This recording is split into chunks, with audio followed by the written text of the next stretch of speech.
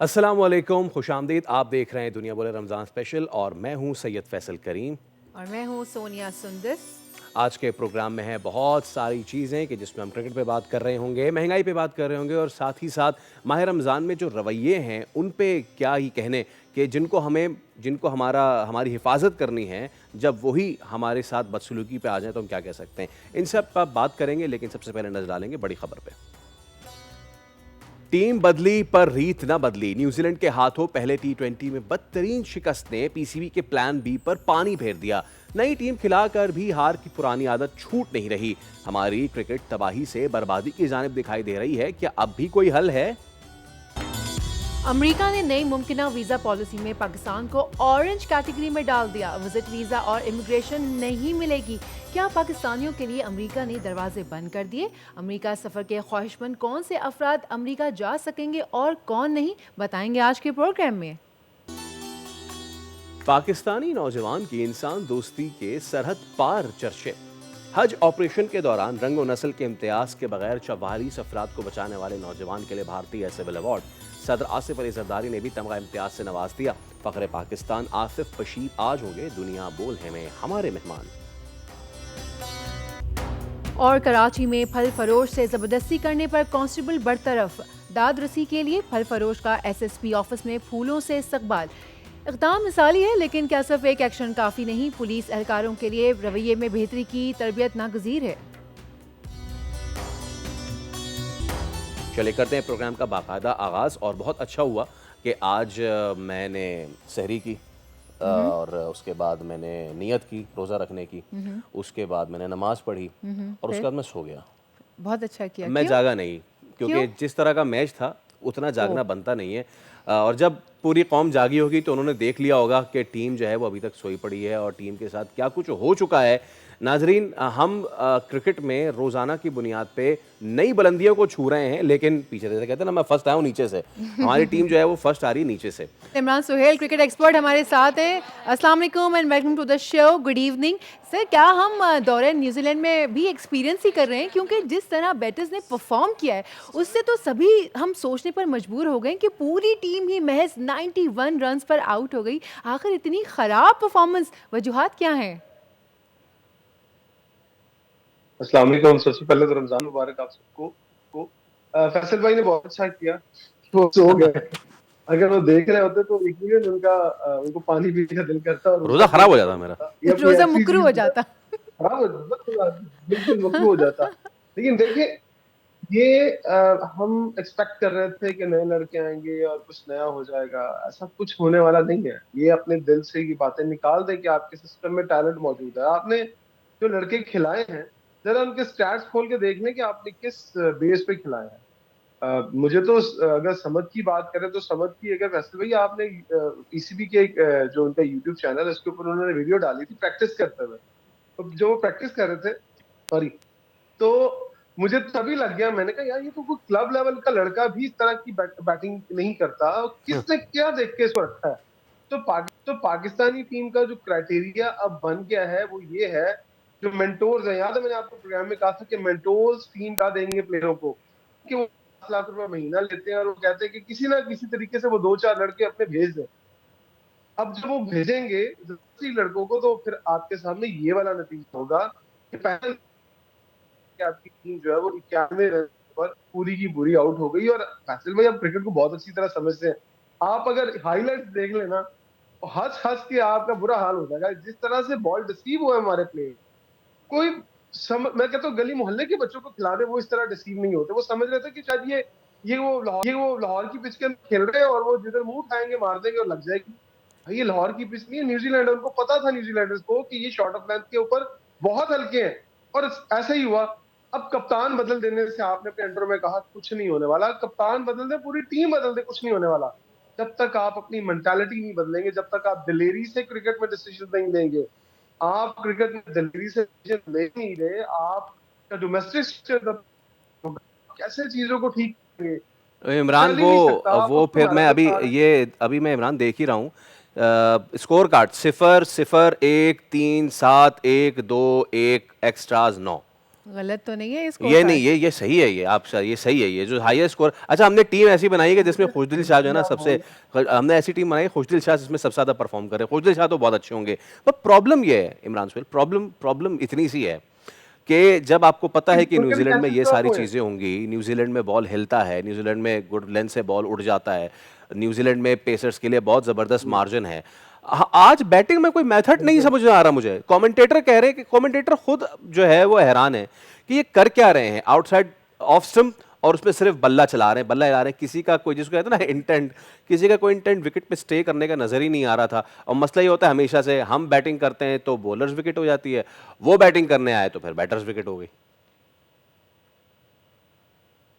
देखिए, आपने जो बात की ना outside the off stump, short of length और बॉल हिल रहा है, वो ये समझ के खेल रहे थे ये फैसलाबाद का टी20 का विकेट है या फिर वो पता ही नहीं था कि वो कहाँ गया। असल में वो वाली बात, इंटेंट वहां से जवाब और बैट का एक तालमेल दिखाई दे कि नजर आए आपको बल्ले के ऊपर बॉल कहाँ है, बिल्कुल समझ नहीं आ रही थी।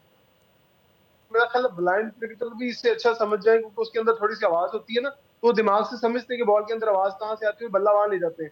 इनको सब कुछ होने के बावजूद नहीं समझ आ रही थी। तो कर रहा है कि आपने अपने डोमेस्टिक के अंदर जो खर्च मारी हुई है ना, वो सारी याद, हम बहुत कहते थे, हम सब बात करते थे, मैं भी था उसमें शामिल, कि यार हम डोमेस्टिक के जो लड़के परफॉर्म है वो खिलाएं, वो क्या है और पूरा उस का पूरा। और उसमें इमरान सुहेल मुझे ये तो बताएं, आज कौम सवाल कर रही है वो स्ट्राइक फोर्स, उसका क्या हुआ? क्योंकि स्ट्राइक फोर्स में सारे थे ना, इरफान खान न्याजी भी शामिल थे, हाँ, इसमें हसन नवाज भी शामिल थे, ये सारे इनको स्ट्राइक फोर्स और रजाक के अंडर इनको बड़ी बड़ी हिटें लगाने की वो, तो ये लग गई बड़ी बड़ी हिटें। और ख़ास तौर पे जिनको हम लाए थे, गौहर नायाब, जनाब शादाब, आज उन्होंने क्या किया वो भी पूरी कौम ने देख ही लिया। मुझे समझ में नहीं आ रहा यार, क्यों हम शादाब को ज़बरदस्ती ऑलराउंडर बनाने की कोशिश करे जा रहे हैं? नहीं, जबरदस्ती ऑलराउंडर नहीं बना रहे, उनको जबरदस्ती कप्तान बनाने के लिए लेके आ रहे हैं, जबरदस्ती। अब आप इमेजिन करें फैसल भाई, 5वें नंबर पर शादाब बैटिंग करने हैं, 5वें नंबर के ऊपर वो ये समझ रहे हैं कि वो इस्लामाबाद यूनाइटेड से क्रिकेट खेल रहे हैं। ये इस्लामाबाद यूनाइटेड तो टीम नहीं, आपका दिल करे ओपन करे, आपका दिल करे तो आप वन डाउन करे, और जो टी20 फॉर्मेट का प्लेयर ही नहीं है, जिसको टी20 समझ में नहीं आता। आज की 91 पर आउट हुई है ना, तो 4 कैचेज छूटे हैं, 1 स्टंप छूटा है। अब अगर वो ना छूटते तो मेरा ख्याल 50 भी ना होता। तो शर्मिंदगी मेरा ख्याल नहीं आती, जो पीछे स्टेक होल्डर्स हैं उनको समझना चाहिए। मैंने कल भी एक जगह पे बैठे हुए कहा था, मैंने कहा भाई मोहसिन नकवी साहब, अगर आपसे काम नहीं हो रहा तो जनाब वापस इस्तीफा दे दें, स्टेप डाउन कर लें, किसी अच्छे बंदे को ले आए जो सिस्टम ठीक कर ले। फिर आप डोमेस्टिक के क्रिकेट के अंदर बच्चों के पैसे बंद कर देते हैं। आप कहते हैं जी नहीं, ₹1,00,000 बहुत ज्यादा एक मैच का, आप 30,000 पे हम देंगे, 30,000 से भी 10,000 पे आ गए। फिर उनको किसी ने होश दिलाया कि नहीं नहीं यार, ये तो बहुत कम पैसे, ₹10,000 पर मैच।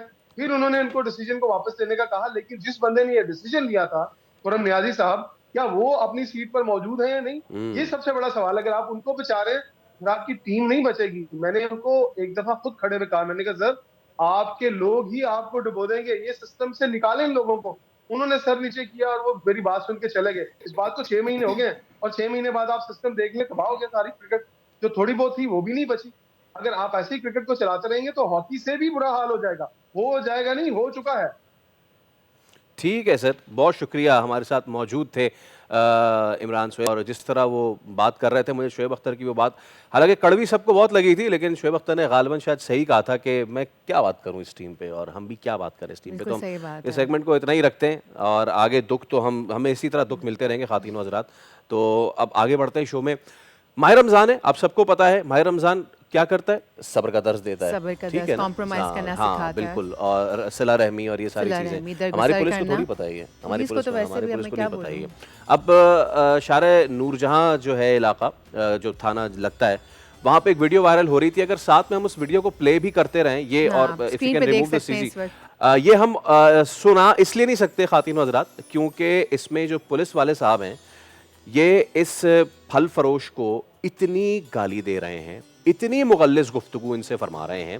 और हुआ क्या है, क्या इसने चोरी की है, डकैती की है, कहीं डाका डाला है, किसी का मोबाइल छीना है? नहीं, ये रिस्क हलाल कमाने के लिए रमज़ान में खड़ा हुआ था, अपनी बेटी को ठेले पे बिठा के और ये पुलिस वाला आया है और उसके सामने मुफ्त में ये तरबूज उसने खरबूजे उसने उठाना शुरू कर दिए हैं, जिस पे जब उससे तकरार की है फल फरोश ने, तो आगे से उसने पुलिस वाले ने उसको धमकी लगाई, उसको मारा पीटा, इस चीज़ का लिहाज नहीं किया कि उसकी मासूम नन्ही बच्ची बैठी हुई है, उसकी बच्ची के सामने उसको वो गालियां देता रहा, इस तरह मारा गया है।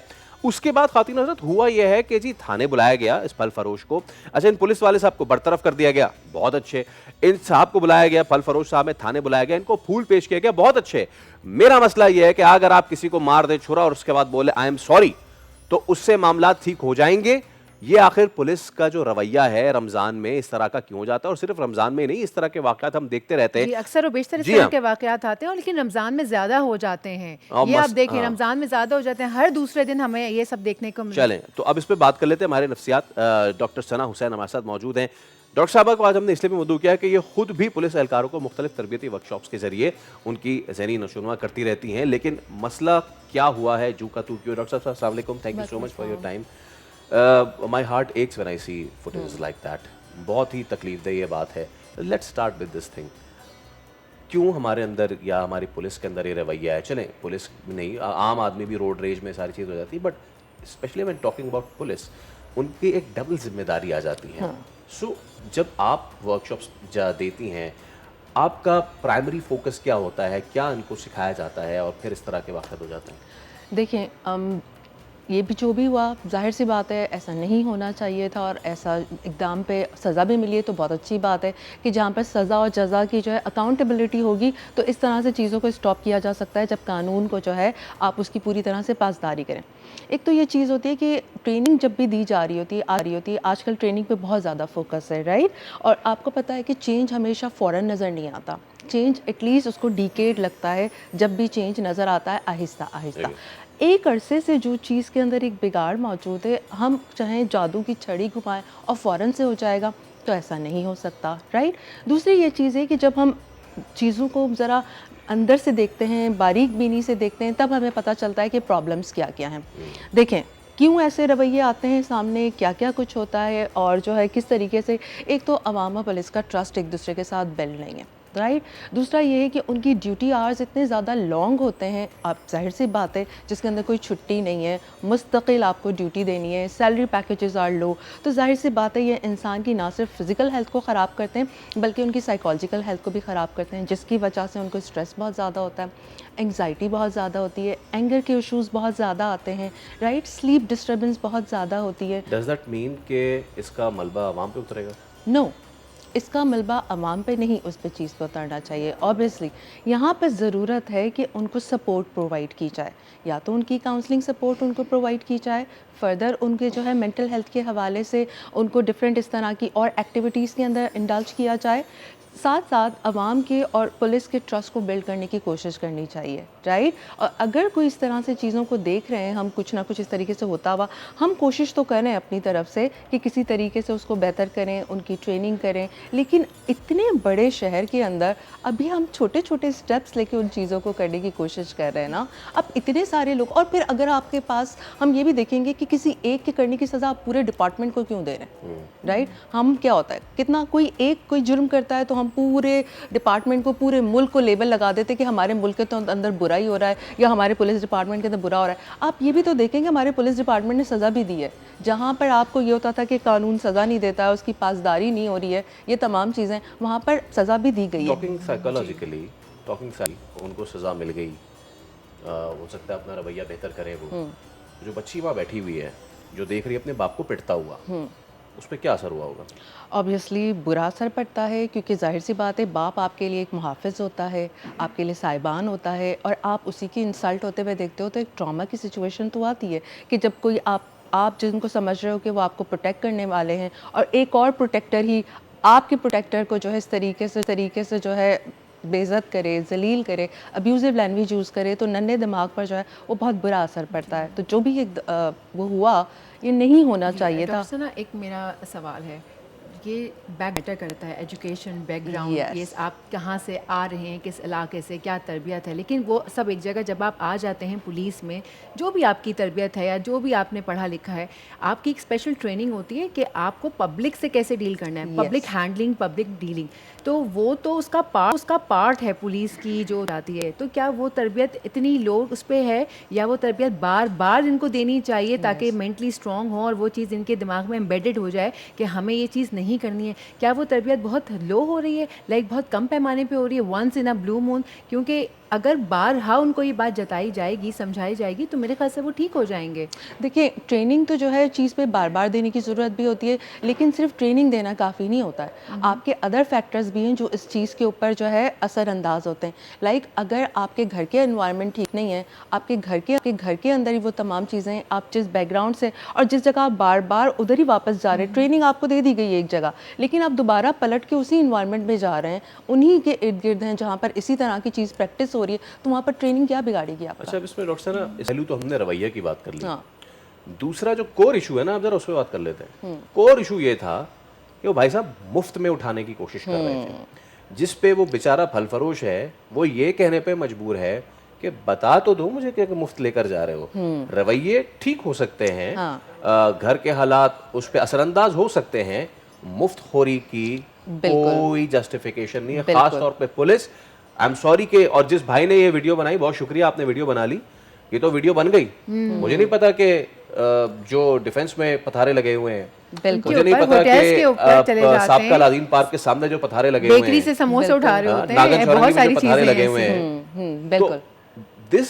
ये मामला तो बिल्कुल, इस पे तो आप कोई वो नहीं कर सकते हर ना। कोई जो है वो मेहनत से कमा रहा है, तो यहाँ पर ये वाली चीज़ है कि आपको भी जो है जो भी कुछ चीज़ है, लेकिन यहाँ पर किसी से मुफ्त में लेना किसी का भी कोई राइट नहीं है। राइट, आप अगर कह रहे हैं तो आप अगर किसी से कह सकते तो आप, अगर आपकी इतनी अच्छी अंडरस्टैंडिंग है, आपने उसके साथ एक आध चीज़ ऐसे उससे बात करके वो खुद भी आपको दे सकता है, लेकिन बाद में आप उसको पैसे दे दें अगर उसके पास, आपके पास नहीं है, या आपकी इतनी अच्छी अंडरस्टैंडिंग है, आपकी इतनी अच्छी रेपो है, वो खुद आपको गिफ्ट के तौर पर ऑफर करे तो वो अलग बात है। रिस्पेक्ट में भी दे देते हैं। रिस्पेक्ट में मुझे भी ये दे बात देते नहीं हैं लोग। समझ कि ये क्या जस्टिफिकेशन है कि मैं क्योंकि पुलिस में हूँ तो मैं ये मुफ्त में उठा सकता हूँ? ये बात नहीं है ये क्या कॉन्सेप्ट है? देखिए, पावर का नशा जो है ना, क्या वो बहुत power बड़ा नशा होता है, राइट? ये चीज़ होती है, लेकिन पता है क्या, जब हम पावर को मिसयूज़ करना शुरू करते हैं तो फिर हमें इस किस्म के बिहेवियर नज़र आते हैं। तो राइट, इसके अंदर फिर आपकी जो ना पास्ट की कंडीशनिंग, आपका पास्ट का रोल, आप अगर इस प्रोफेशन में इसी वजह से आए हो कि जी आपको पावर को एक्सरसाइज करना है और उसी को दिखाना है, तो फिर ये फैक्टर्स भी होते हैं, फिर हमें इस तरह के केसेस नज़र आ रहे होते हैं। तो यहाँ पर आप ट्रेन कर सकते हो उनके बिहेवियर को चेंज करने की, उनकी बिहेवियर मॉडिफिकेशन के ऊपर करने की, लेकिन जो चीज़ आपकी फितरत का हिस्सा है, अब आप उसको कैसे उस चीज़ के अंदर एब्सोल्यूट पावर करप्ट्स ना मैम। ठीक है ना। द इशू इज़ कि हम कराची में ऐसे गर्दाब में फंसे हुए हैं। अब चलिए, ये फल फरोश है, ये सड़क पे अपना ठेला लेके वहाँ खड़ा हुआ है जहाँ पे इसको इजाज़त नहीं है। इसको इजाज़त देती है पुलिस, और पुलिस देती है कुछ चीज़ों के एवज इजाज़त। अब क्योंकि पुलिस ने उसे इजाज़त दी है, इसलिए पुलिस का ये हक बन जाता है कि वो उस इजाज़त के एवज जो लेना चाहे ले ले। So it's a vicious circle कि जिसमें हम घूमे जा रहे हैं। हम इसमें जितनी भी साइकोलॉजी, लेकिन यहाँ पर आवाम को भी ज़रूरत है कि वो समझे, आप गलत जगह पर खड़े हो और आप उस चीज़ को कर रहे हो, तो यहाँ पर आपने ही पुलिस को वो राइट दिया है कि आपके साथ मिसबिहेव करे, आपके साथ मार पिटाई करे, या आपके साथ छीन कर चीज़ों को लेकर जाए। तो हम भी तो गलत कर रहे हैं ना, हमने ही प्रोवोक किया और अगले को ये पावर खुद दी है। आपने क्या किया होता? आपको कोई मैनिपुलेट कब करता है? उसी वक्त कर सकता है जब आपने अपना कंट्रोल उसके हाथ में हो, राइट? तो यहाँ पर आपने अपने आप को मासूम बना लेना, जी मेरे साथ तो जुल्म हुआ और मेरे साथ जो है वो छीन झपट के मार पीट कर ले लिया।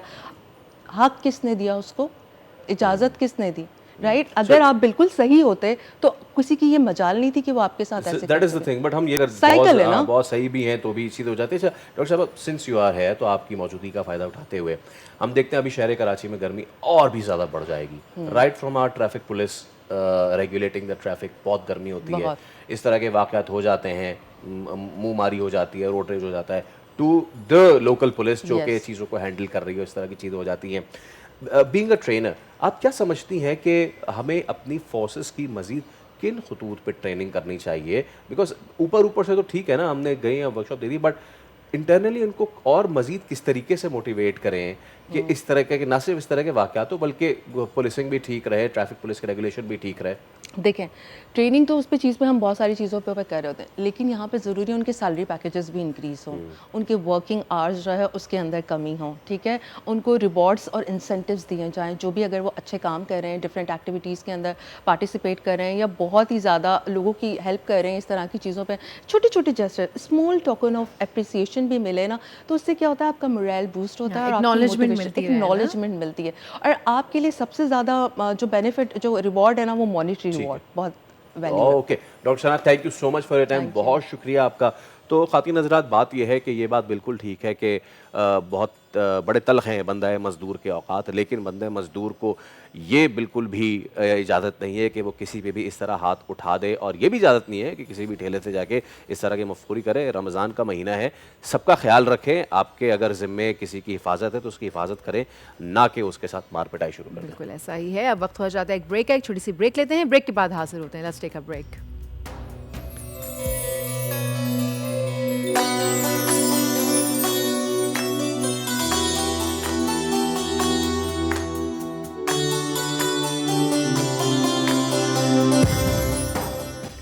एक बार फिर आपको कहेंगे खुशामदीद। अमरीकी सदर डोनाल्ड ट्रंप जब से सदारत के मनसब पर आए हैं, कुछ ना कुछ वो ग्रेटर अमेरिका के लिए ऐसा कुछ कर रहे हैं कि शायद कुछ फैसले उनके हक में और बहुत से उनके खिलाफ जा रहे हैं।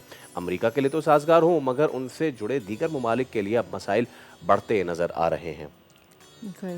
हाँ, और अब ट्रंप इंतज़ामिया 43 ममालिक के शहरियों पर सफरी पाबंदियों की तजावीज़ पर गौर कर रहे हैं, जिन्हें 3 लिस्ट्स में बांटा गया है। हम आपको लिस्ट वो दिखाते हैं कि वो लिस्ट जो है वो क्या है। अब 10 ममालिक हैं, उनको ऑरेंज लिस्ट में शामिल करने की तजवीज़ है।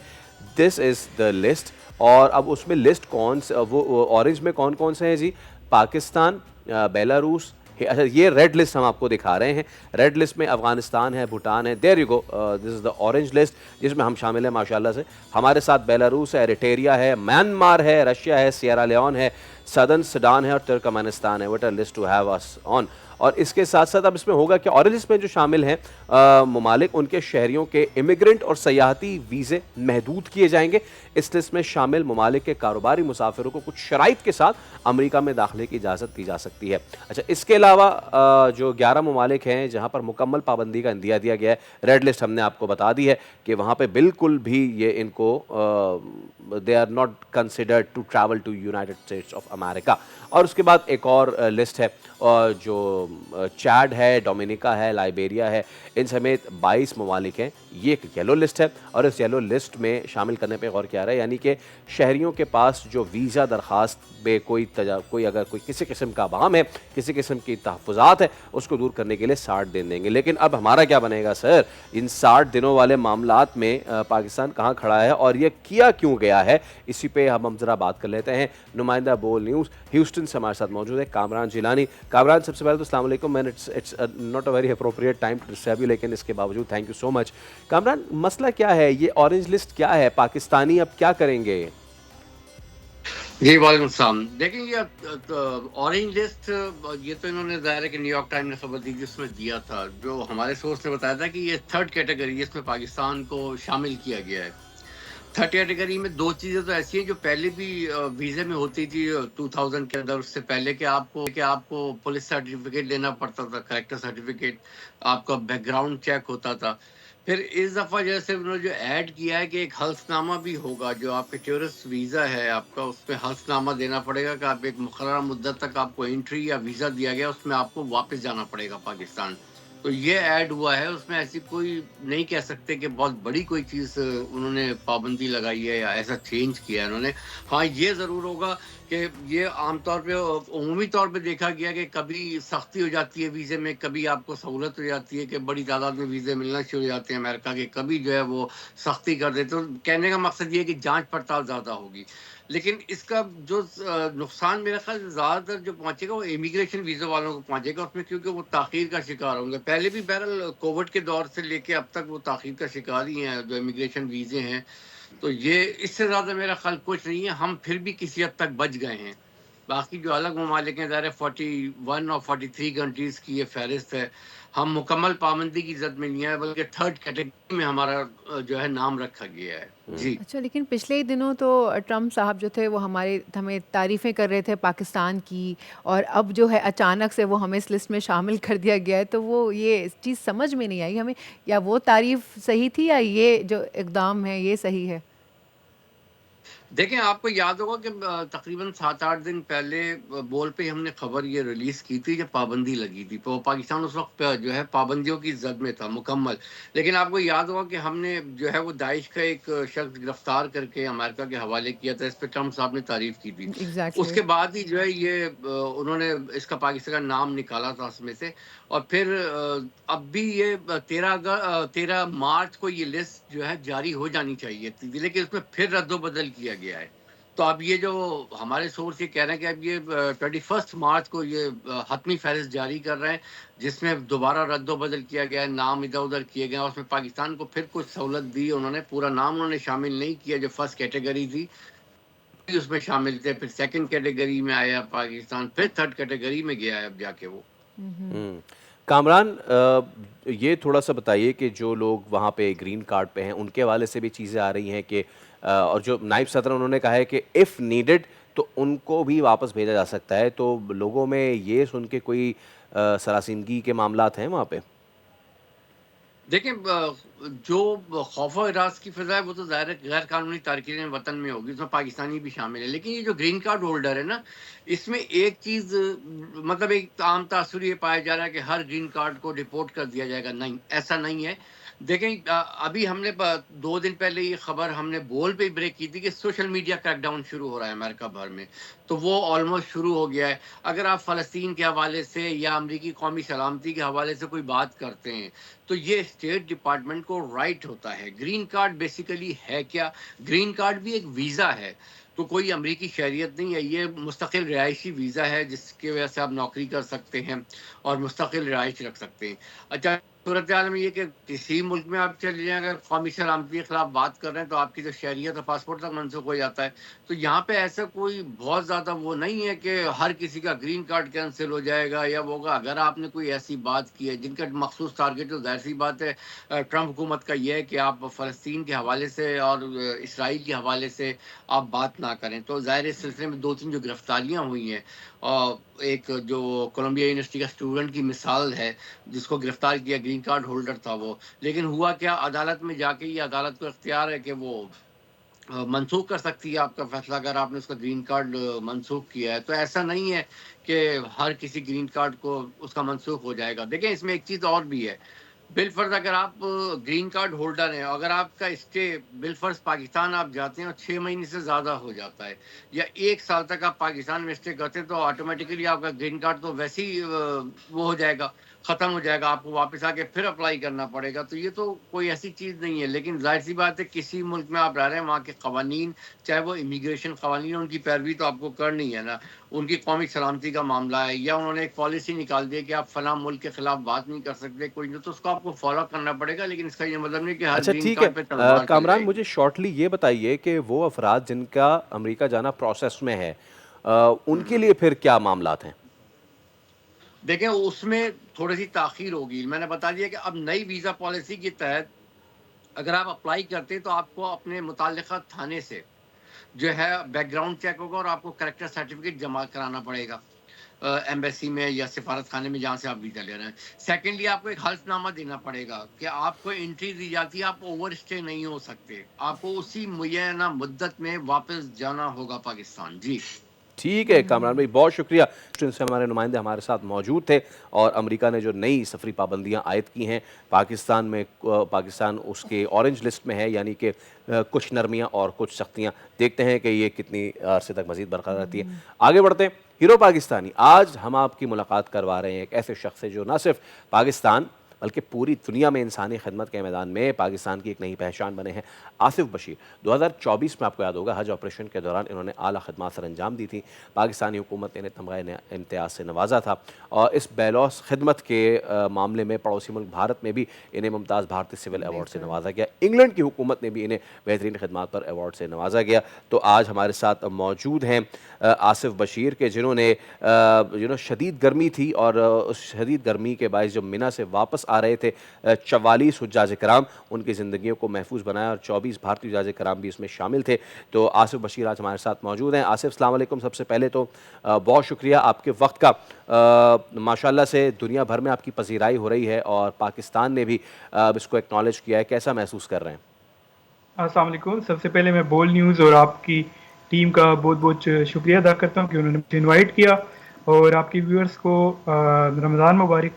और मुझे बहुत अच्छा फील हो रहा है कि अपने मुल्क का नाम जो है मैंने मेरी वजह से जो है वो अच्छे अल्फाज में लिया गया, और फिर ऐसी जगह पे तो जहाँ पे लोग सिर्फ हज करने जाते हैं, लेकिन अल्लाह पाक ने मुझे ऐसी सादत बख्शी कि मुझे जो है वो हज का हीरो कहा जाता है और मिना का फरिश्ता कहा जाता है। तो माशाल्लाह। बहुत ज़्यादा खुशी महसूस होती है माशाल्लाह। अल्हम्दुलिल्लाह। आपको माशाल्लाह पाकिस्तान से, भारत से और एक यूके। और यूके से भी आपको जो है वो तमगा मिला, तो वो उसमें आपके क्या जज्बात है कि माशाल्लाह एक जगह नहीं तीन जगह से आपको जो है ये अवार्ड मिला इस तरह से, तो आपको क्या फीलिंग थी उस वक्त? मुझे बस यही थी कि हमेशा से यही एम था, बचपन से यही वो था कि जहाँ भी जाऊँ अपने मुल्क पाकिस्तान का जो नाम है वो रोशन करूँ, अपने दीन का नाम जो है वो अच्छे अल्फाज में लिया जाए। तो मेरी इस छोटी सी काविश से जो है वो पूरी दुनिया में जो है, और स्पेशली इंडिया में जब हमारे मुल्क का नाम अच्छे अल्फाज में लिया जाता है तो मेरी फीलिंग्स भी बहुत उस वक्त हाई होती हैं, हाय, और मेरी वजह बिल्कुल। से काफ़ी लोग जो है वो मोटिवेट हुए, उनको हज का पता चला, इंडिया में इस्लाम का पता चला है। तो मैं काफ़ी खुशी महसूस करता अच्छा हूँ। आसिफ, ज़रा वाक़या तो बताइए कि आखिर हुआ क्या था? हम सभी ये जानना चाहते हैं। ये असल में आप हज के जो 5 दिन होते हैं वो आपको पता होगा काफ़ी सख्त होते हैं। जी। तो 10 ज़िलहज्जा को जब शैतान को कंकरियाँ मार के जब हुज्जाज जो थे वो ज़्यादातर 60 प्लस होते हैं, तो वो वापस जब आ रहे थे तो अम, जब वो दोबारा मिना की वादी में जब दाखिल होते हैं और अपने कैंपों की तरफ जाते हैं, तो वहाँ पे उस दिन जो था वो 52 डिग्री सेंटीग्रेड था। तो डिहाइड्रेशन और मुसलसल चलने की वजह से काफ़ी लोग जो थे वो बेहोश हो गए थे, और तकरीबन डेथ काफ़ी लोगों की हुई थी उस दिन। अनऑफिशियल जो फिगर्स हैं 2500 लोगों की उस दिन डेथ हुई थी। तो फिर मैं जो था वहाँ पे सिर्फ लोगों को गाइड करने के लिए government of Pakistan ministry of religious affair की तरफ से डिप्लॉय था। लेकिन जब मैंने देखा कि लोग जो हैं वो ऐसे मर रहे हैं, तो सबसे पहले तो मेरे अपने हाथ पाँव फूल गए, क्योंकि मैंने इतनी लाशें ज़िंदगी में पहली दफ़ा देखी थी। तो फिर मैंने कोशिश की कि एम्बुलेंसेस को वो करें, लेकिन 25 लाख के समंदर में वो इम्पॉसिबल नहीं था एम्बुलेंसेस का पहुंचना, और एक एक मिनट जो था वो काफ़ी कीमती था। तो फिर मैंने और मेरे साथ जो टीम मेंबर थे, जहांगीर साहब, शाहिद साहब, हमने लोगों को फिर अपने कंधों पे उठा के जो है उफ, वो फिर तकरीबन 3 किलोमीटर पे एक मिना अलवादी हॉस्पिटल थी वहाँ पे पहुँचाया। तो फिर इस तरह करते करते ये 48 घंटे का एक पूरा एक रेस्क्यू ऑपरेशन था।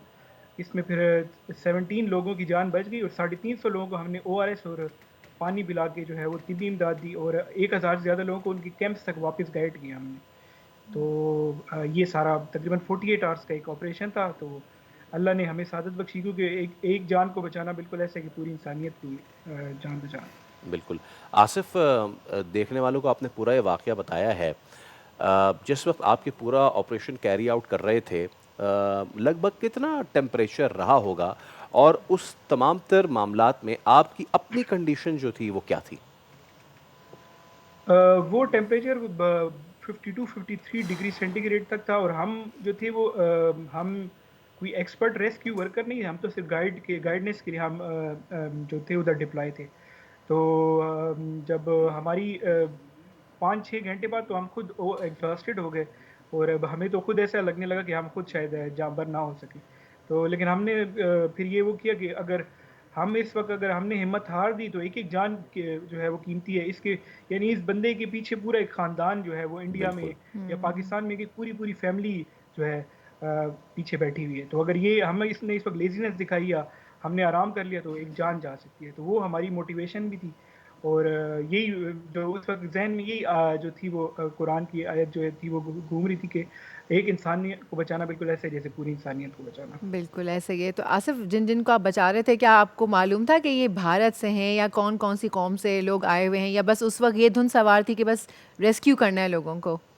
वो असल में आपको पता होगा कि हज के मौके पे और उम्रा के मौके पे सारे लोग एहराम में होते हैं, एहराम राइट? में एहराम होते में होते हैं। हैं। इवन हम भी एहराम में थे।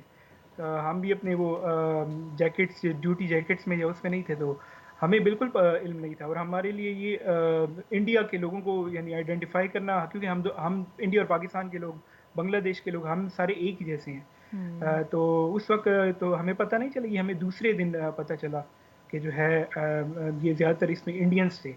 और अच्छा। ये एक वो भी है कि मैं गलती से जो मेरी जो ड्यूटी थी वो इंडियन कैंप्स के पास लग गई थी, तो इस वजह से वो जो गलती थी वो मेरे लिए ब्लेसिंग साबित हुई थी। वो तो आपके लिए उससे नहीं, वो उन तमाम तर लोगों के लिए ब्लेसिंग साबित हुई जिन्हें आप जैसा फ़रिश्ता मिला।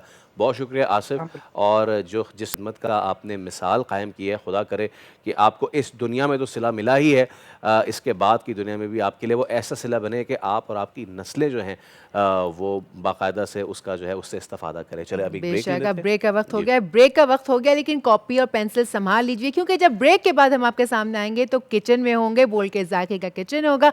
Let's take a break.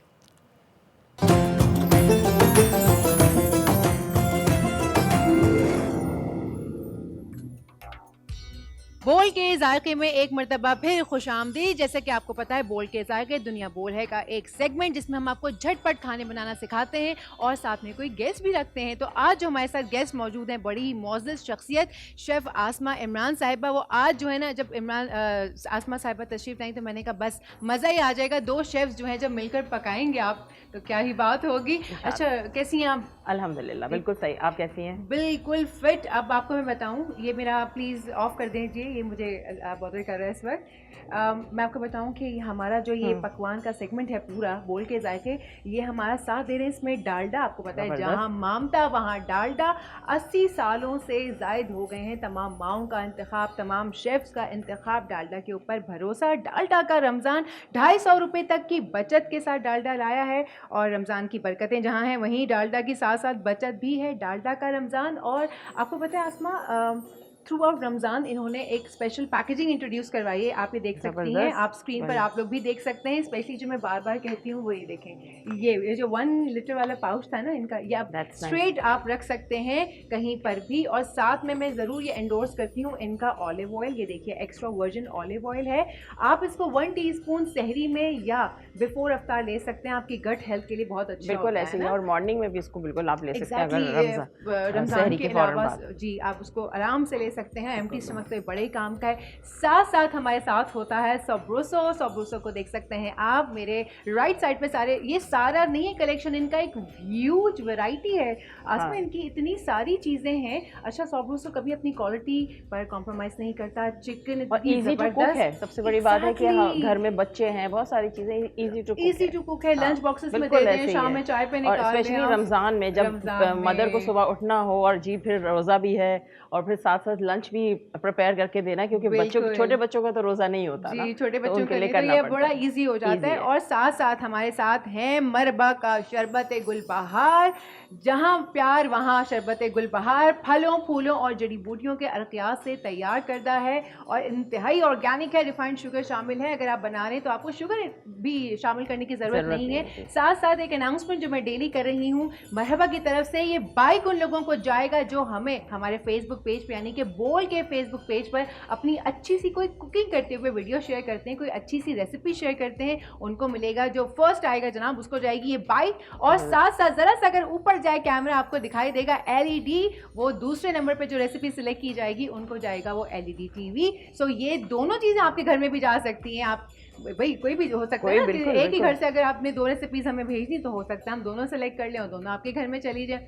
अच्छा आसमा, आज जो बनाने वाले हैं ना चिकन फ्राइड राइस है, ज़बरदस्त, बड़ा ही आसान। मेरा जो ये किचन है ना, ये झटपट किचन मैं इसको ज़्यादा बोलती हूँ क्योंकि मेरे पास होते हैं 15 से 20 मिनट, तो मैं चाहती हूँ ऐसी रेसिपीज में इन लोगों को बताऊं, क्विक रेसिपी और हेल्दी हो, क्विक हो, हेल्दी हो, और आपके पास लवाजमात हो, सबरूसो रखा हुआ हो, डालडा रखा हो, तो बस ऐसे चुटकियों में आप खाना पका सकते हैं। समटाइम्स ऐसा होता है कि जब आप कर रहे होते हैं वही हम पकोड़े खा रहे होते हैं, डिफरेंट चीज़ें खा रहे होते हैं, बट बच्चों की डिमांड आ जाती है कि भाई हमें कुछ फ्राइड आइटम खाना है या कुछ हमें कुछ हेल्दी चीज़ खानी है, तो ये फ्राइड राइस बहुत हेल्दी। आज जो हम फ्राइड राइस बनाएंगे वो थोड़ी सी अरेबिक स्टाइल वाले होंगे। और साथ में ये देखिए, ये आप देख सकते हैं सबरूसो का क्रिस्पी पॉपर्स। ये मेरा तो क्या, हर मेरे ख्याल से बड़े छोटे बड़े बुजुर्गों का सभी का फेवरेट है। और इसको सबसे अच्छी बात आसमा ये है कि आप इसको किसी तरह से भी यूटिलाइज कर सकते हैं। चिकन ग्रेवी के अंदर, राइस के अंदर, आप इसको कहीं भी शामिल कर सकते हैं। तो शेफ साहिबा आप इसको खोलें, मैं जो है ना डालडा निकालती हूँ। आज जो जब आपके पास शेफ, एक और शेफ आ जाए ना, तो बड़े कमाल की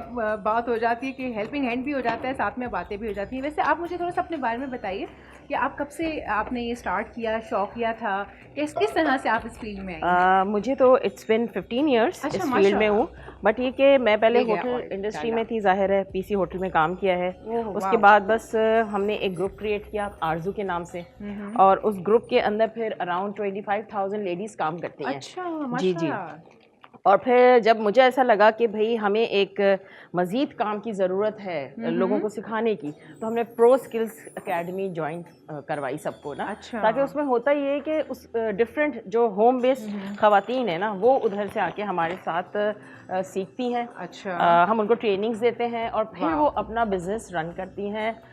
डिफरेंट रन करने की वजह से वो फिर अपने घर को भी सपोर्ट करती है। सबसे बड़ी बात बहुत ही अच्छी बात है, ये तो बहुत अच्छा काम कर रही हैं आप। अच्छा, साथ साथ हम अपनी रेसिपी को भी बता देते हैं कि जी चिकन फ्राइड राइस में क्या क्या शामिल होगा। आपको मैंने चिकन तो दिखा दिया सबरूसो का, साथ में मेरे पास है ये बॉइल्ड राइस। ये 2 कप मैंने बॉयल किए हैं चावल, जो बढ़ के तकरीबन 3 कप के करीब हो गए हैं। अच्छा, इसमें आपको गरम मसाला भी दिखाई दे रहा होगा, वो चाहें तो आप अलहदा कर सकते हैं इसको। नमक और जो साबुत गरम मसाला आपका मौजूद होता है, तेज़पात, लौंग हो गई, काली मिर्चें हो गई, दालचीनी हो गई, वो थोड़ा सा डालकर फिर आप उसको बॉईल कीजिएगा, तो बड़ा अच्छा सा अरोमा जो है वो एक अच्छा आ जाता है अरबिक स्टाइल, क्योंकि अरबिक स्टाइल एग्जैक्टली। साथ में हम भी शामिल करेंगे वेजिटेबल्स। ये देख सकते हैं आप, शिमला मिर्च, बंद गोभी और गाजर, ये 3, ये जो इसमें आपको ये हरी प्याज दिखाई दे रही है इस वक्त, ये अंडे में जाएगी बेसिकली, लेकिन हमने इसी के अंदर शामिल करके रख दिए। आप चाहें तो इस्तेमाल कर सकते हैं, कोई ऐसी बात नहीं है। साथ में जाएंगे अंडे 3 से 4 अदद, जितना आप डालना चाहें। और उसके बाद ब्लैक पेपर, वाइट पेपर और सॉल्ट, ये तीनों हस्बे ज़रूरत। अगर आप चाहते हैं थोड़ा सा स्पाइसी करना, स्पाइस अप करना चाहते हैं, आप ज़्यादा डाल दें। वैसे इतनी क्वांटिटी में half teaspoon would be sufficient, but आप चाहें तो ज़्यादा बढ़ा सकते हैं। साथ में जाएगा सोया सॉस और विनेगर, ये भी आपके ऊपर है। ज़रा ज़्यादा खट्टा करना चाहते हैं तो 2-2 टेबल स्पून डालें, वरना 1-1 टेबल स्पून भी मोर देन सफिशेंट। अच्छा, मैंने साथ में ये इलायची पाउडर भी रखा हुआ है, क्योंकि जब वो अरबिक टच होता है ना, तो अगर आप उसको हल्का सा ऊपर से ये वाला छिड़क दें ना इलायची पाउडर, आपका फ्रेग्रेंस आ जाएगा, फ्रेग्रेंस बड़ी अच्छी मजे की आ जाती है। तो हम ये हेल्दी भी है ना, ये सब चीजें हमारे लोग गरम मसाला समझ के कहते हैं कि नहीं ये तो गरम मसाला बहुत ज्यादा है, बट अगर उसको अच्छी क्वांटिटी में लेके खाएं तो बिल्कुल ऐसा ही। अब ये देखें आप सबरूसो अपनी पैकेजिंग पे कभी भी कॉम्प्रोमाइज नहीं करता, इतनी जबरदस्त पैकेजिंग होती है। अभी आपने जब छुरी से नाइफ से कट किया होगा, आपने देखा होगा कितना सॉलिड पैक था सारे को, जब पीछे सारे इंग्रेडिएंट्स, एक्सपायरी, हर चीज मेंशन होती है। अच्छा जनाब, अब हम ये डाल रहे हैं इसके अंदर। कुकिंग टाइम इसका बहुत लेस है जी। अभी कल मैंने इनके बनाए थे डोनट्स, चिकन डोनट्स, वो इतने कोई यमी बने, और आप यकीन करें बड़ी जल्दी बन गए। मैं ये हैरान हो रही थी कि इतनी जल्दी बन गए हैं, वरना यूजुअली जो आप बनाने हम खड़े होते हैं थोड़ा सा टाइम ले लेते हैं चीज़ें, लेकिन उन्होंने बिल्कुल भी टाइम नहीं दिया और जल्दी से तैयार हो गए। अच्छा, ये भी मैंने पैकेट थोड़ी देर बाहर निकलवा लिया था ताकि डिफ्रॉस्ट हो जाए थोड़ा सा। जी, डिफ्रॉस्ट हो जाए। लोग वैसे तो अपने माइक्रोवेव में करते हैं, लेकिन मैं कोशिश करती हूँ कि ज़रा नेचुरली होना चाहिए। बिल्कुल ऐसे हेल्दी पॉइंट ऑफ व्यू से तो ये सब चीज़ें बिल्कुल एग्जैक्टली। अब आप ये बताइए कि क्योंकि आप यहाँ मौजूद हैं, तो मैं आपकी मौजूदगी से फ़ायदा उठा के पूछना चाहती हूँ कि हमें रमज़ान में किस तरह के डिशेस का इंतखाब करना चाहिए, डेली बेसिस पे क्या बनाना चाहिए कि आपका जो टेबल है या दस्तरखान है वो मुनफरद भी नज़र आए, डिशेस रिपीट भी ना हो। अच्छा, बेसिकली होता ये है कि देखिए हम क्योंकि पाकिस्तान में रहते हैं और हम इस कल्चर को कभी भी छोड़ नहीं सकते, और जो पकोड़े, समोसे, ये तो हर घर में चलते हैं। अच्छा, जहाँ तक हेल्दी पॉइंट ऑफ व्यू से है तो आप इन चीज़ों को ख़त्म नहीं कर सकते। मेरा पॉइंट ऑफ व्यू है कि हम इनके साथ खाने का जो है ना वो कनेक्ट जरूर करें बच्चों को घर में, फैमिली में।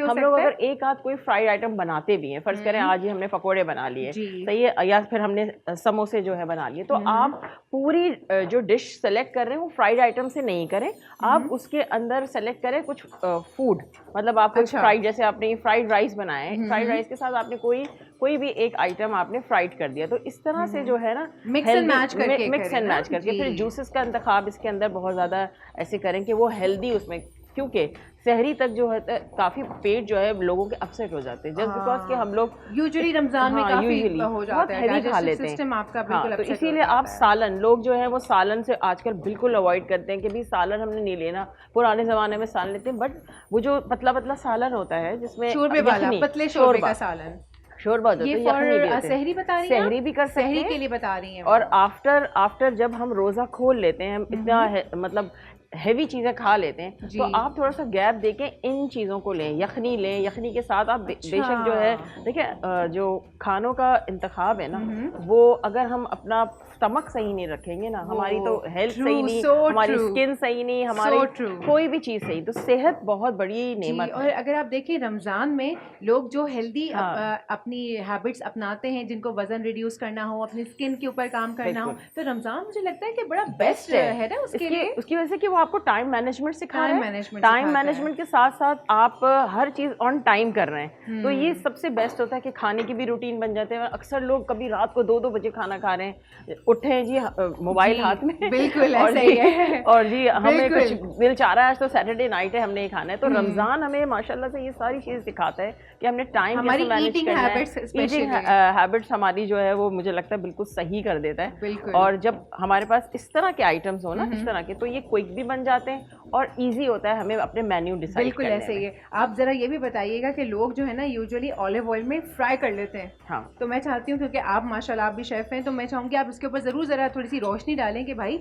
ऑलिव ऑयल, वो जो एक्स्ट्रा वर्जिन ऑलिव ऑयल होता है, उसको पकाने के लिए ऐसे इस्तेमाल नहीं करते। आपने देखा होगा कि वो रखा हुआ है वहाँ पर, हमने दूसरा ऑयल, कुकिंग ऑयल यूज़ किया है। आप इसके बारे में भी ज़रा बताइए। अच्छा, मैं ज़रूर ये कहूँगी कि ऑलिव ऑयल आप लोग अपनी रोज़ाना की डाइट में बिल्कुल यूज़ कर सकते हैं, जबकि हमारी जो ये पाकिस्तानी ब्रांड्स हैं, ये जब हमें इतनी अच्छी चीज़ें प्रोवाइड कर रहे हैं, तो वाई नॉट कि हम लोग इससे फ़ायदा उठाएं। लोग कहते हैं जी महंगा है, महंगा है, भाई हम 600-800 का बर्गर भी तो बाहर जाके खाते हैं, बिल्कुल, तो वाई नॉट कि हम इन चीज़ों पे अपना जो है वो और डालडा भी अपनी क्वालिटी और कॉम्प्रोमाइज पे, क्वालिटी में जब डालडा, ये समझे कि हमारे मेरे अपने घर में बचपन से मैंने डालडा ही देखा है। मैं भी अभी यही बनना कहने वाली थी कि या तो सरसों से हम देखते आ रहे हैं सरसों का ऑयल, सरसों के ऑयल में हमारे घर में खाना पकता है, और फ्राइंग के लिए हमारे पास डालडा। तो हमारे जब पेरेंट्स ने यूज़ किया तो अभी भी हमारे घरों में यूज़ हो रहा है। तो मेनली ये कि जब ऑलिव ऑयल भी कंपनी हमको दे रही है, तो वाई नॉट कि हम उसको अभी से हैबिट डालें बच्चों की उसमें। अच्छा, ये भी कह देते हैं कि नहीं ये तो बच्चों के लिए बहुत हैवी हो जाता है, हाँ, ये भी कहते हैं कि गर्म होता है और हैवी हो जाता है, कम दे दें, 1 टीस्पून दे दें, किसी मिल्क में डाल के दे दें। देखिए मैं शुरू से एक चीज़ को बहुत मानती हूँ, और वो है कि आप बच्चों को बताती क्यों हैं कि जी हमें ये हम आपको खरबूजा खिला रहे हैं, हम आपको लौकी खिला रहे हैं। अनाउंसमेंट की जरूरत नहीं करें, अनाउंसमेंट नहीं करें, उनको आप मैश करके दें, उनको आप ऑलिव ऑयल किसी मिल्क में हल्का सा डाल के दे दें, कभी कभार, नॉट एवरी टाइम कि जी अब बोल दिया शेफ ने तो ये करना ही करना है। और आस्ते आस्ते हैबिट जो है वो देखें, आपने जितनी देर में सब समझाया और मैंने हो भी गया माशाल्लाह से, फ्राई भी कर लिया। अब आपके पास अगर चीजें बनी हुई हो, ये तो आप बहुत बेहतरीन तौर पर समझ सकती हैं, चीजें आपके पास तैयार हो तो फिर बनाने में टाइम नहीं लगता है किसी भी चीज़ को बनाने में। तभी हमारी कोशिश होती है कि हम चीज़ें ना यहाँ पे तैयार रखें, ताकि इन लोगों को भी आइडिया हो कि भाई अगर आपको कोई चीज़ अफ्तार में प्रिपेयर करनी है, या इवन मेहमान आने वाले हैं, तो आपको ये चीज़ें ऐसी हैं ना, फ्राइड राइस वगैरह, ये इमीडिएटली वहीं पर आप करें और वहीं पे सर्व करें, वो ज़्यादा अच्छा हो जाता है। जैसे आपने ये बनाया ना, अब एंड में अगर आप इसको ऑलिव ऑयल से हल्का सा आप ऑलिव ऑयल को गर्म करें, और आपने जो स्पाइस इसमें डाले वो स्पाइस इसके डाल के इसके ऊपर इसका भगा जी, ये मैंने किया था, ये मैं कर चुकी हूं। तो इस तरह से होता है कि अब लोग कहेंगे कि जी ऑलिव ऑयल जो है वो इस तरह से भी यूज़ कर सकते हैं, बिल्कुल कर सकते हैं इसको, बिल्कुल ऐसे क्योंकि ये फिर बच्चों की डाइट में जा रहा है। अच्छा, मेनली मैं बच्चों के लिए इसलिए भी कह रही होती हूँ कि माएँ परेशान रहती हैं, स्पेशली मदर जो हैं वो परेशान रहती हैं कि भाई हमें तो किसी ने ऑलिव ऑयल की बोतल गिफ्ट कर दी, अब हम उसको संभाल के रखा हुआ है, इस्तेमाल नहीं करेंगे। बिल्कुल ऐसे। अब देखें, ये जो राइस है क्योंकि ये बॉइल्ड है, और ये सब्जियां जो हैं ये क्योंकि आप जल्दी सिर्फ सौते करना है। मेरे पास मुझे लग रहा है कढ़ाई का जो वो है साइज है वो मुझे ये छोटा है, तो हम कम यूज़ करेंगे, वो आप देख लीजिएगा। जब जो भी चीज़ आप रखें तो फिर उसका साइज़ पतीले का स्पेशली वो इतना होना चाहिए कि वो सारा कुछ आप उसमें यूज़ कर सकें। तो मेरे ख्याल से हम करते हैं शुरू।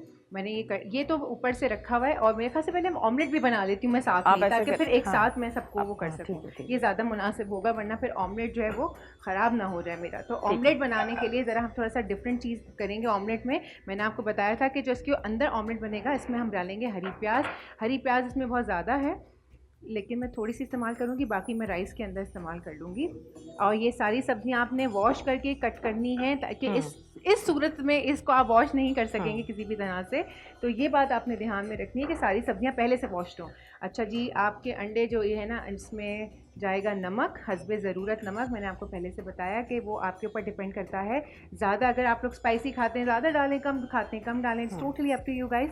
अब ये अंडे जो हैं ये इसमें जाएंगे और उसके बाद इसको मैं इसमें ही रखती रहती हूँ। ये अंडे वैसे जब आप ऑमलेट वगैरह बनाती हैं इसमें, तो फिर आप कैसे बनाती हैं ऑमलेट में, क्या इस्तेमाल करती हैं? अच्छा, ऑमलेट में मैं इसको बिल्कुल विस्क करके ना इसमें थोड़ा सा मिल्क ऐड करती हूँ। मिल्क ऐड हाँ, करती हैं ताकि वो थोड़ा फ्लफी हो जाता है, थोड़ा सा फ्लफी हो जाता है। अब डिपेंड्स कि कोई अगर किसी को मिल्क नहीं पसंद तो वो भी ऐड ना करें, बट ये कि यूजुअली थोड़ा सा मिल्क ऐड करें तो उससे बड़ा अच्छा वो फ्लफी हो जाता है। वैसे भी अगर ऑमलेट आप बनाए उसमें ज़रा सा मिल्क ऐड हो जाए तो वो बड़ा अच्छा सा उसका वो हो जाता है। मैं घर में इस तरह से किया करती हूँ कि हल्का फुल्का सा उसमें। अब इसमें भी इतनी वेरिएशंस है, बहुत ज़्यादा डिफरेंट तरीकों से चीज़ें बन रही होती है। फ्यूजन डिश का आपको पता है आजकल फ्यूजन कितना है। जी बिल्कुल ऐसा ही है। थोड़ा सा डालेंगे हम ऑयल। चले एक काम करते हैं, मैं इसमें फेंट के डालती हूँ, आप इसको ऑमलेट इसका तैयार करें, ठीक है? आपने इसको ऐसे हो सकता है, आपने इसको वो करना है ज़ाहिर जी। इसके ऊपर सिर्फ फॉर डेकोरेशन पर्पस के लिए हमें ये ऑमलेट चाहिए। ये मैं आपको, ये देखिए मैं आपका छोटू बनाऊंगा, ये देखिए वो होते हैं ना, एक काम कर रहा होता है, दूसरा एक छोटू साथ में खड़ा हुआ होता है, जी बॉस ये लेकर आओ बेटा, उस्ताद ये जी पाना लेकर आओ। तो वो आप जो है ना वो समझे आज मैं आपका छोटू शेफ नहीं, मैं आपकी छोटू आज नहीं बिल्कुल भी नहीं। मुझे आपने बुलाया, ये बहुत बड़ी बात है, माशाल्लाह, थैंक यू सो मच। ये हमें बहुत अच्छा लगा कि आपने वक्त निकाला, आप तशरीफ लाई। ये लीजिए आप ऑमलेट आप बनाइए, मैं इसको इसकी तैयारी शुरू करती हूँ। मेरे हिसाब से इसका ऑयल ज़्यादा है, ऑयल ज़्यादा हो गया, चलिए इसको आप करें। ये लीजिए, ये हो गया। अब मेरे पास है यहाँ पे चम्मच, ये रहा बिल्कुल बस। अब देखिए हमारे पास थोड़ा सा भी टाइम अगर रह जाएगा ना एंड में, हमने सिर्फ बाकी की चीज़ें मिक्स करनी है और कुछ भी नहीं करना। अच्छा वैसे जब मैं इसको कर रही होती हूँ ना, मैं इसको सिर्फ थोड़ा सा ही पकाती हूँ, उसके बाद अलट पलट करके इसके पीसेस करना शुरू कर देती हूँ, ताकि अगर वो ये देखिए अब ये बस ऐसे ऐसे थोड़ा हल्का सा इसके ऊपर। जी जी बिल्कुल ये इस तरह से आपने करना है। जैसे कैमरा फोकस कर लीजिएगा ताकि लोगों को समझ आ जाए कि हम क्या बात कर रहे हैं। और इसमें कोई इतना हार्ड एंड फास्ट रूल नहीं है कि इसकी बिल्कुल परफेक्शन नहीं होगी तो ये बनेगा नहीं, इट्स ओके। ये थोड़ा सा इसी तरह से कंबल जो होता है ना थोड़ा सा, मैं इसको अच्छा हरी प्याज जरा ना ऑमलेट में इसके वाले में अच्छी लगती है। यूजुअली लोग ऐसे ही बस नमक काली मिर्च डाल के या पिसी मिर्च डाल के इसको सर्व कर देते हैं। इसमें यूजुअली करें कि जिस वक्त ऑमलेट बनाए ना इस टाइम पे आप इसको हरी प्याज ऐड कर दें। अच्छा सही है, उससे ये होता है कि थोड़ा सा ग्रीन और रह जाएगा, सही है, और वो जरा लुक वाइज बिल्कुल। अभी देखें आपको टिप्स मिल रहे हैं क्योंकि हर शेफ की अपनी तौर तरीके होते हैं, हर शेफ क्योंकि हम लोग कुछ वेजिटेबल्स जो होती है वो पकानी नहीं होती ज़्यादा ना, और यूजुअली आपने होटल्स वगैरह में देखा है कि हरी प्याज शिमला मिर्च को पकाया नहीं जाता। जी ऐसा ही है। तो खैर ये तो हमारी रेसिपी कार्ड जो है मेरे ख्याल से हम दिखा देते हैं। रेसिपी कार्ड दिखाया जाए, रेसिपी कार्ड दिखा दीजिए प्लीज़, रेसिपी कार्ड दिखाइए। और हम जब तक के अच्छा अगर आपसे मिस हो जाए तो कोई मसला नहीं है, बोल का जो यूट्यूब का पेज है, सॉरी यूट्यूब बोल जाकर आप देख सकते हैं हमारी ये रेसिपी। अदरवाइज सुबह 9 से 11 ये प्रोग्राम रिपीट होता है, वहाँ पे भी देख सकते हैं। और साथ में अगर आप समझते हैं कि आपके अंदर कोई छोटू शेफ़ मौजूद है या बड़े शेफ़ हैं आप, तो आप हमारे साथ जो है ना वो अपनी रेसिपी शेयर की हमारे बोल के फेसबुक पेज पर वीडियो के साथ, और आप जीत सकते हैं फिर ये बाइक या ये LED भी, और साथ में दोनों चीज़ें भी आपके घर में जा सकती हैं। अब आप थोड़ा सा तेल डालते हैं, ज़्यादा नहीं डालेंगे हम, और फिर हम इसमें मिक्स करेंगे। हाँ बिल्कुल परफेक्ट। बस ये थोड़ा सा तेल डालडा, डालडा की खास बात ये है कि आप इसको कम यूज करेंगे ना ये थोड़ा फैलता है और ये उसके फिर इसका ये देखिए जबरदस्त सा एक टेक्सचर आ जाता है, जबरदस्त टेक्सचर देता है। अच्छा इसकी ऑयल में ना हीट भी नहीं होती, एक स्मेल होती है ना बाकी के ऑयल्स में, आपको इसमें वो भी नहीं मिलती है। अच्छा ये देखिए ये सारी चीज़ें हो गई हैं, थैंक यू। अब हम इसकी पहले तो थोड़ी सी लगाते हैं लेयर की सूरत में, और वेजिटेबल और फिर चीज़ें जो है वो साथ में डालते चले जाते हैं। ये सबसे पहले जाएंगे इसमें राइस, ये देखें आपको गरम मसाला नज़र आ रहा है, आप चाहें तो इसको निकाल भी सकते हैं। अच्छा राइस का भी मैं एक टिप दे देती हूँ, जब आप चाइनीज़ के लिए या कोई भी आप राइस उबालने का हो तो उसमें 1 टीस्पून या 1 टेबलस्पून सिरका डाल दें। जी बिल्कुल, इसमें डले में बाय द वे इसमें 1 टीस्पून सिरका डाला है। ये माशाल्लाह जी ये जो आप फरारा सा देख रहे हैं ना, ये फरारापन जो इसमें नजर आ रहा है आपको, ये हमारे चावल आ रहे हैं आते हैं ना क्वेरी क्वेश्चंस आते हैं कि भाई हमारे चावल चिपक गए, तो भाई आप बॉइलिंग वाटर में उस वक्त डालें थोड़ा सा सिरका और फिर आप बिल्कुल। नमक डाल के जो भी आपको चाहिए और फिर उसको बॉईल करके छाने। तो इस तरह से, और चाइनीज़ बनाने के लिए यूजुअली लोग एक दिन पहले बॉईल करके रखते हैं राइस इन फ्रिज, ताकि ये कि वो तो उसको क्लिंग शीट कर दे ताकि वो खराब भी ना हो। बिल्कुल ऐसा ही है। अब मैं इसको थोड़ा थोड़ा सा हम ऑमलेट सबसे एंड में एंड में डाल डाल देंगे, देते ठीक है, बिल्कुल हैं। सही अब है, हमने ऊपर। थोड़े से फिर राइस की एक लगी। अच्छा, इसमें क्योंकि ये जब आप मिक्स करेंगे ना, जब सौते करेंगे, ये आपकी वेजिटेबल्स तभी पकना शुरू हो जाएंगे और हमें इसका कलर ख़राब कुकिंग नहीं टाइम भी करना कम है ना सोनिया कुकिंग इसका। टाइम भी कम है हाँ। इसका। तो इसको प्लीज़, आप लोग सोच रहे होंगे ये तो मैं कच्चा डाल रही हूँ, भाई वो जब आप मिक्स हाँ, करेंगे बिल्कुल। वो उसी में सारे पक जाएंगे, आपको बिल्कुल। इतनी ज़्यादा ज़रूरत भी नहीं होगी किसी चीज़ की, ट्रस्ट मी। तो लोग समझ रहे होंगे कि ये देखो ज़रा कच्चा डाल दिया। हमारे यहाँ तो आपको पता है ना, बोलने वाले भी बहुत अच्छा, होते हैं। हमारे यहाँ हाय यूजुअली हाय, कच्ची वेजिटेबल्स डाल रही है, शेफ कह रही है अपने आप को, ये क्या? कच्ची डाल दिया है, हाय जबकि मैं पेट आपको में दर्द बताऊं- हो जाएगा। यूजुअली होता है कि हम लोग जब तक ना सब्जियों को भी गोश्त की तरह भून ला लें ना, उसको जी, जान ना निकाल दें जब तक हम जान सब्जी नहीं की। निकाल, तो जान नहीं निकालनी है आपने, उसको इस तरह ही करना है जी, जैसे please। सोनिया कर रही है। हाँ, वरना वो हमारे ऊपर फतवे आ जाएंगे। आए हाय, देखो तो दो शेफ्स खड़ी हैं, बदबख्त कमबख्त मारियों ने ऐसी कच्ची सब्जियां डाल दी उसके अंदर, और जान निकाल कच्ची खिला जान दी। निकाल दी, कच्ची खिला दी। मैं ना कह दी थी तुम्हें। इस हिसाब से होता है। इसलिए चले, ये तो मजाक था, कोई माइंड ना कर ले नहीं नहीं भाई, हम मजाक ही कर रहे हैं, प्लीज मजाक दिल पे कर ना रहे ले हैं। लीजिएगा, हम आपको जस्ट फॉर द अब सेक ऑफ देखिए फन इसका आपको कलर हंसाने कितना के लिए। प्यारा है जी, बहुत और ही- ये मैंने डाला इसमें थोड़ा सा सिरका। सिरका। बल्कि काम करते हैं ना, आप इसको मिक्स कीजिए, चलिए, मैं mix इसके कर ऊपर लेते हैं। डालती जाती हूँ। वो एक और ठीक है। स्पून भी वहाँ पे ये मौजूद है। आप ये ले। जी, मैं चाहिए आपको? नहीं नहीं, आपको Okay, कहीं अगर आप यूज करना नहीं, चाहें नहीं, तो। it's okay। अच्छा, इसको ना बहुत हल्के हाथ से आप लोग मिक्स जी, करें। ये देखिए, और मैं डालती जाती जब हूँ। आप राइस को डालें ना किसी भी उसमें, फिर आप इसको बड़े हल्के हाथ से इसको मिक्स करें ताकि ये टूटे भी नहीं और इसकी सारी जो इसकी जी, मुझे इसका लिड, हाँ अब ये देख सकते हैं आप, ये इसकी देखिए, आंच mix बिल्कुल हो गई। ठीक है ना आसमा? आंच बिल्कुल ये आंच परफेक्ट है ना आंच? थोड़ी हल्की करें और इसको। slow कर हाँ, दूं? बिल्कुल बिल्कुल। ये और स्लो हो ये गया। अब देखें, हमने थोड़ी थोड़ी सी सब्जियां, वैसे तो मेरे पास काफ़ी सारी सब्जियां मौजूद थी, अब इसका लेकिन कलर हमने देखें। ये देखें ना, सब्जी का रंग खराब होना चाहिए ना चावल का रंग खराब होना चाहिए। चावलों में भी ना वो रेड आ जाता है बिल्कुल कैरेट का, ऐसे ही है। तो आपने इतना ही रखना है कि बस ये मिक्स हो जाए। अभी मुझे लगता है ये हम राइस और ऐड कर सकते हैं हाँ, इसमें, कर है ना? सकते हैं, आपकी थोड़े मर्जी, से depends। राइस और ऐड कर देते हैं इसके अंदर हम। ये मेरे ख्याल से ये काफ़ी है ना? enough, जी, enough, enough। ये हो गए इनफ राइस। ये आप देखें, इससे ये फायदा हुआ, आपको लगा कि राइस कम है, हमने फिर उसी हमने वक्त दोबारा राइस से ऐड ऐड कर कर दी। दिए। अब देखिए ये कुक ये होना देखिए। शुरू हो गया और इसके अंदर जो इसका अपना ये, क्योंकि वाटरी होती है ना ये, Exactly। तो फिर ये उसका अपना पानी भी छोड़ेगी। अपना पानी भी ये- छोड़ेगी। साथ में मैं व्हाइट पेपर ऐड कर बिल्कुल देती ऐड हूँ कर रहे थोड़ी हैं सी, व्हाइट पेपर। क्योंकि अच्छा, सिरका और यूजुअली सोया सॉस तो ऐड ये कर भी दिया बता है। दूं कि बहुत सारे लोग काली मिर्च हर वक्त चाइनीज में डाल देते हैं। Please don't use too much काली मिर्च, आप व्हाइट पेपर को यूज करें जो जी, दखनी मुझे मिर्च भी होती है। व्हाइट, और मैं तो फ्रेश डालती हूँ, वहीं पे बिल्कुल कूट ऐसे। के वहीं पे डाल देती हूँ। ये। मेरे पास वो रखा हुआ अच्छा, होता इसको है, साइड मुझे साइड से मजा आता आपने है वो मिक्स करना। पनकुटी और वो साइड साइड खट खट खट कूट बिल्कुल के। वो ना इमाम दस्ते में। इमाम दस्ते में मुझे बहुत मजा आता है उसके साथ। अब आप इसको थोड़ा सा दम पे लगा रहे हैं, ठीक है? या जी, इसको इसको lid लगा रहे हैं? बिल्कुल, इसको हम लिड देख रहे हैं, लेकिन हमें लिड, हाँ नजर आ गया, छुपा हुआ नीचे है लिड।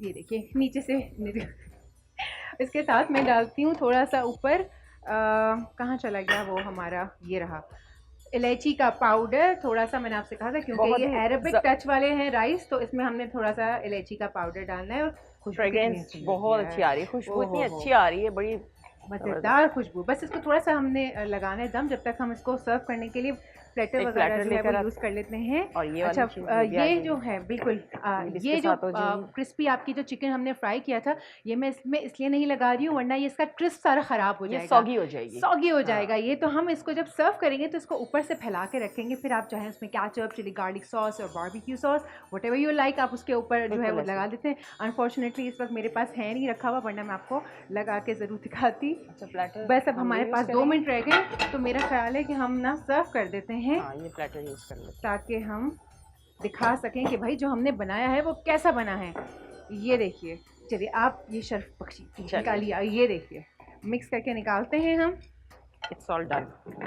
It's all done. ये देखिए विद इन 5 to 10 मिनट्स ये रेडी हो जाता है, इतना ज़्यादा ना टाइम भी नहीं ये लगता है। ना ये लगा, और इसकी कलर देखें। ये देखें, एक कितना एक चावल अलग, खूबसूरत। और खुशबू इतनी अच्छी होती है क्योंकि ये अरबिक स्टाइल है। तो जब हमने इसके राइस बॉईल किए थे तो उसमें गरम मसाला ऐड करना ना भूलिएगा, ऐसा कि प्लीज़ जब तक कि गरम मसाला इसमें शामिल नहीं होगा, वो खुशबू जो एक आती है चावल के अंदर वो नहीं आएगी। तेज़पात और लौंग, काली मिर्च और दालचीनी के टुकड़े, बस ये मोर देन इनफ है। आई थिंक इसको या हम इसको ऐसे करेंगे कि ये आ जाए। ये अब मैं इसको बाकी का ढक देती हूँ ये ताकि ये 1 सर्व प्लेटर, ये 1 पर्सन सर्विंग आप कर सकते हैं, सही है। जी। 250 ग्राम्स अराउंड होता है जिसकी अब सर्विंग ये आप करें। देखिए, ये मैं इसको लगा देती हूँ साइड में ताकि इन लोगों को अच्छे से दिखाई दे रहा हो।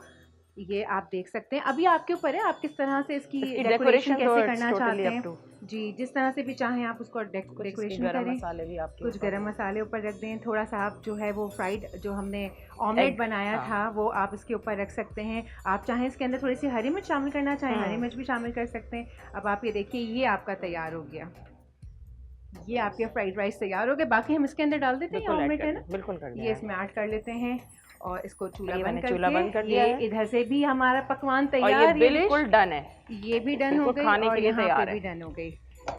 Very nice. ये देखिए जनाब, ये भी इसको फिर वहाँ रख दीजिएगा। Thank you so much chef Asma, thank you so very much Thank मेरी you, हेल्प करने thank के you लिए, so much. तशरीफ लाने के लिए। Thank बहुत you ही for अच्छा लगा inviting me आपका here. आना, बहुत अच्छा लगा you. हेल्प करना मेरी। Thank you so much Thank once you. Again.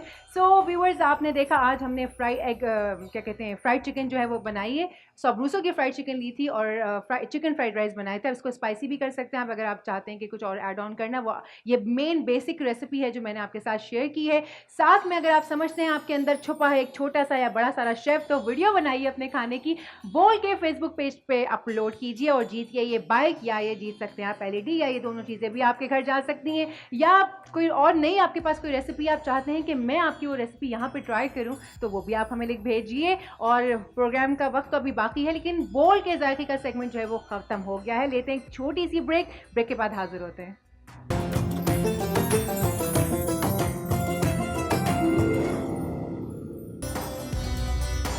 दुनिया बोल है में एक मरतबा फिर खुशामदीद। मॉडर्न लंदन के मकामी हॉल में ब्रिटिश पाकिस्तानी कम्युनिटी ने बैनुल मज़ाहिब हम आहंगी को फ़रोग़ देने के लिए ग्रैंड इफ्तार डिनर का एहतमाम किया है, जिसमें MPs, मेयर्स, काउंसलर्स, पुलिस और कुल अफवाज के नुमाइंदों समेत अवाम ने कसीरुल तादाद में शिरकत की। लंदन से हमारे नुमाइंदे खुसूसी अब्दुल मजीद इस वक्त जो हैं वो इस इफ्तार डिनर में मौजूद हैं। जी अब्दुल मजीद, क्या सूरत हाल है, ज़रा आगाह कीजिएगा, क्या प्रिपरेशन हो रही है, क्या तैयारियाँ हैं?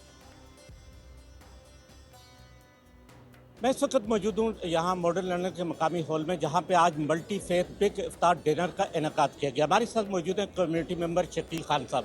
शकील साहब क्या कहते हैं, इस तरह के जो इवेंट्स होते हैं वो कम्युनिटी के लिए क्या किरदार अदा करते हैं? ये बेसिकली जैसा कि आपको पता है कि अभी रमज़ान का महीना चल रहा है, तो ये जो हमने बिग इफ्तार का इंतज़ाम किया है, इस पर हम अपने गैरस जो दोस्त है, गैर मज़हब के जो दोस्त हैं, उनको हमने दावत दी है कि वो आए और देखें इफ्तार यहाँ पर होता कैसे और इस्लाम इसका क्या सिखाता है रमज़ान के मुताबिक। तो आपको क्या यहाँ पे डिफरेंट लोग, यहाँ पे पुलिस के लोग भी मौजूद थे, रॉयल नेवी के लोग भी मौजूद थे, मुख्तलिफ MPs भी थे, उसके साथ साथ यहाँ पे लोकल मेयर कौंसल भी थे, उनका क्या रद्द-ए-अमल क्या था इस हवाले से? ये लोग बहुत पसंद करते इस तरह के कम्युनिटी गेट टुगेदर्स। इसमें यह है कि हर एक जो मल्टी फेथ वाले जिसका आपने जिक्र किया है, जब ये लोग यहाँ आते हैं तो उनको इस्लाम के बारे में जानने का मौका मिलता है और ये जो स्पेशली रमज़ान के बारे में जानने का मौका मिलता है। ये इसी तरह से इस तरह के जो इवेंट्स होते हैं, इसमें क्या है, सारी कम्युनिटी साथ में बैठ के खाना खाती है। ठीक है, और अब्दुल मजीद अपने आप साथ अपडेट कर रहे जो थे, भी- आपका बहुत आगे बढ़ते हैं। आलिम के बोल सेगमेंट में आज हम बात करने वाले हैं नवासे रसूल, जिगर गोशा बतूल, जन्नती जवानों के सरदार हज़रत इमाम हसन मुश्तबा रज़ी ताला अन्हु की। आज 15 रमज़ान मुबारक उनका यौम विलादत है और इस हवाले से आज मुल्क भर में मजासिर तक़रीबात का एहतमाम भी किया जाएगा।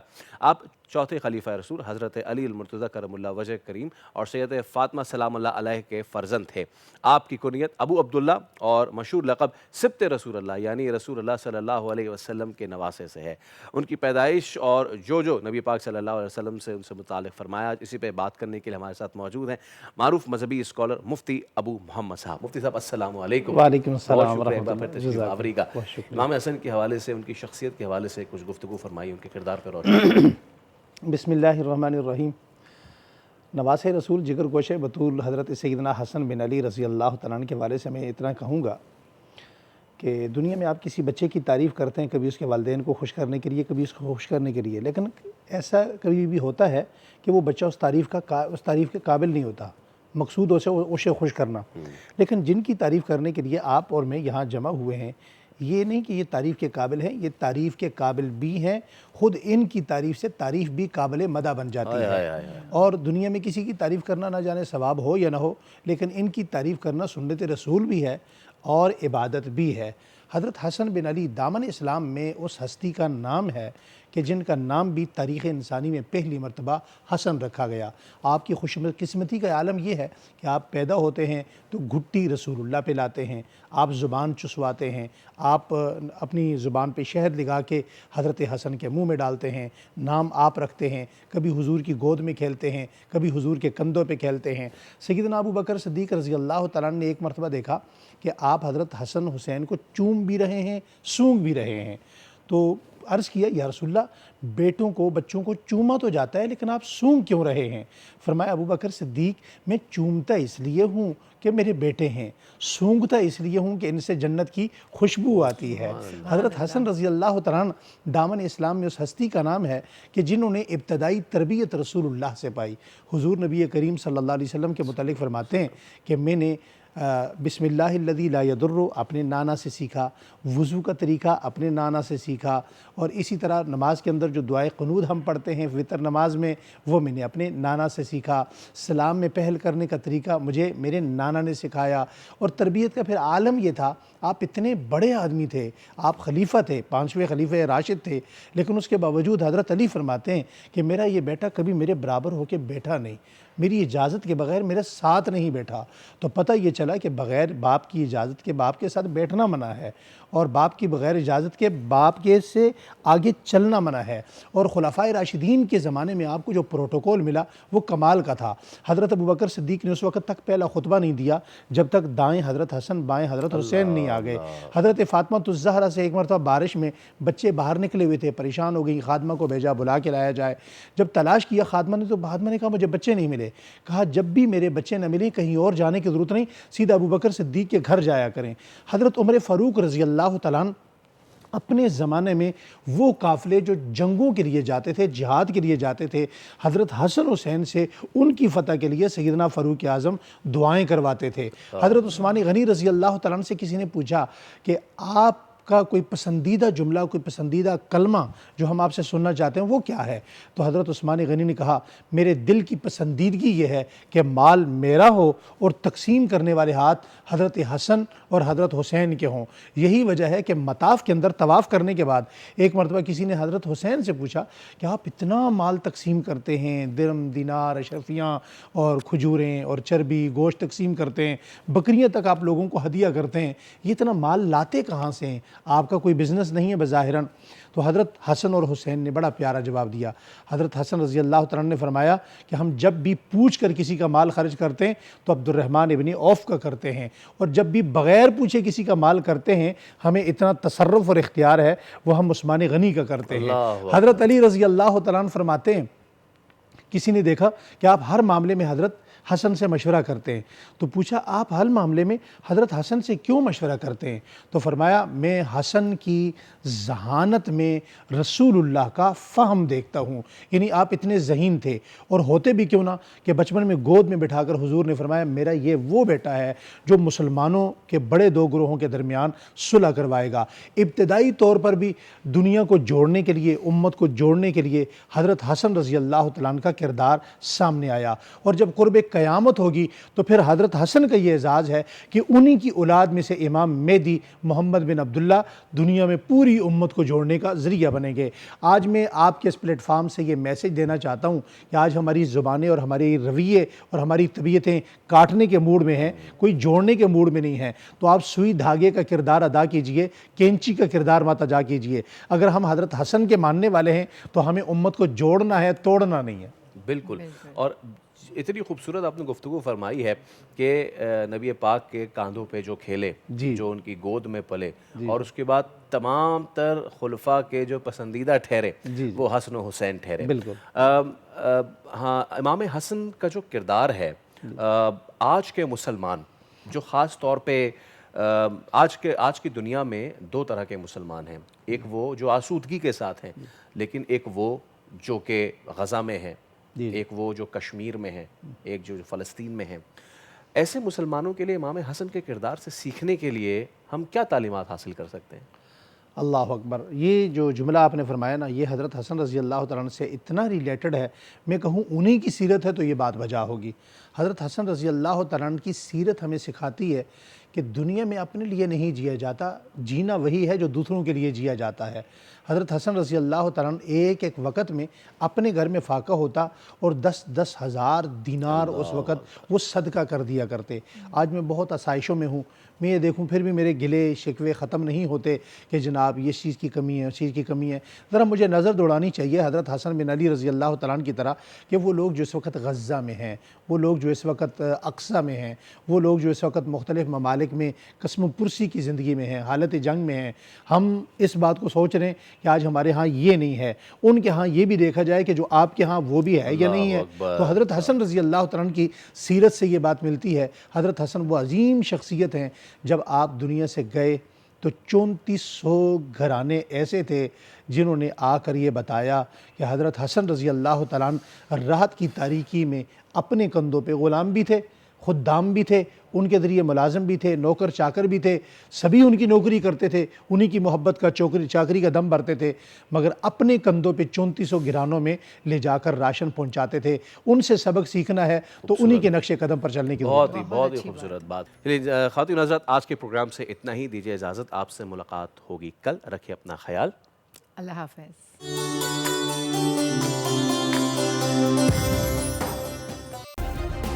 सब्सक्राइब करें और बेल दबाएं ताकि कोई खबर रह न जाए।